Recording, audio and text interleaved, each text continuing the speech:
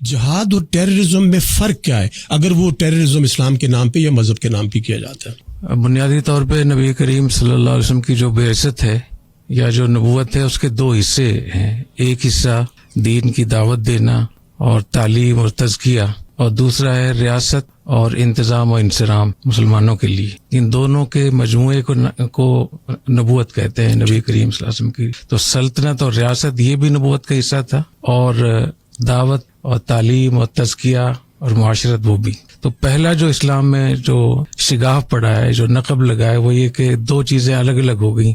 سلطنت اور حکمرانی ایک فریق کے پاس چلی گئی اور دعوت اور تعلیم دوسرے اس کے پاس چلی گئی. تو وہاں سے ہمارا دین تقسیم ہو گیا. دوسرا یہ ہوا کہ جو تعلیم اور دعوت اور تزکیہ والے تھے وہ اسی کو اپنے آپ انہوں نے کافی سمجھا، اور سلطنت اور حکمرانی اور ریاست والے جو تھے تو یہ ایک ہی حصہ، ایک وجود دو حصوں میں جب تقسیم ہوا تو اس کے بعد اس کی جو اہمیت تھی ریاست کی وہ ان کے ہاں ختم ہو گئی، جن کے پاس تعلیم اور دعوت اللہ کا کام تھا. اور جن کے پاس دعوت اللہ اور تعلیم کی کام تھا ان کے پاس ریاست اور سلطنت کی جو اہمیت تھی، جو اس کی ضرورت تھی، جو اس کے تقاضے تھے. تو پہلا نقصان ہمیں وہاں سے ہوا. اور نبی کریم صلی اللہ علیہ وسلم نے ارشاد فرمایا ستنتقض العروۃ الاسلام عروۃ عروۃ، اسلام کی کڑیاں ایک ایک کر کے ٹوٹیں گی. کلما انتقضت عروۃ تشبث الناس بالتي تلیھا، ایک کڑی ٹوٹے گی لوگ ساتھ والی کو پکڑ لیں گے، وہ ٹوٹے گی. اولہن الحکم، سب سے پہلے سلطنت اور حکومت، اسلامی حکومت کا جو اس کو نقصان پہنچے گا. وآخرہن الصلاۃ، اور سب سے آخر میں نماز. تو اس سے معلوم یہ ہوا کہ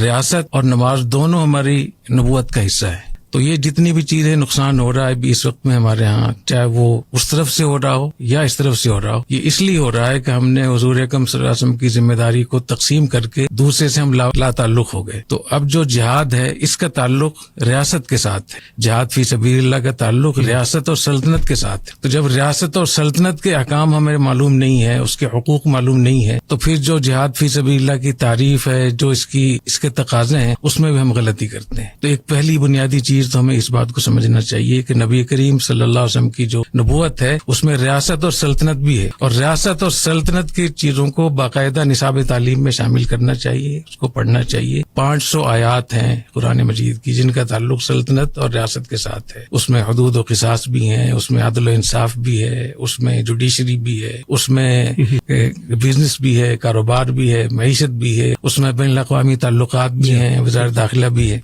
تو یہ جو آپ نے جو سوال کیا کہ جو ایک غلط تصور ہوا ہے، یہ جو بھی کچھ ہوا اس میں، تو اس کی بنیادی وجہ یہ ہے اگر ہم ان دونوں کو دین کا حصہ سمجھ کر اس کو پڑھیں، اور ریاست کے اور سلطنت کے جو حکام ہیں ہمارے دین میں، قرآن حدیث میں اور چاروں فقہوں میں، تو میرے خیال یہاں سے مسئلہ حل ہو جائے گا. بہت دوسری بات یہ کہ جہاد فی سبیل اللہ ایک ایسا ملک، ایک ایسی ریاست جہاں ایک نظم ہو، وہاں حکومت ہو، وہاں فوج ہو، وہاں جہاد نجی طور پہ ہو نہیں سکتا. اس کی اجازت نہیں ہے کہ، اور کہیں اس کی مثالیں بھی موجود نہیں ہیں. اور ہماری تمام جتنی بھی ہماری ریاستیں گزری ہیں، خلافت بنو امیہ ہے، بنو عباس ہے، خلافت بغداد ہے، خلافت اندلس ہے، پھر سلطنت مغلیہ ہے، پھر خلافت عثمانیہ ہے، اس میں کہیں بھی اس کی اجازت نہیں دی گئی کہ خلافت اور ریاست میں کسی نجی گروپ کو اجازت دی جائے کہ وہ جو چاہے گروپ بنا لے اور جس پہ چاہے حملہ کر دے، جس کو چاہے کافر قرار دے دے. یہ ایک گھر نہیں چل سکتا، ریاست کیسے چل سکتی ہے؟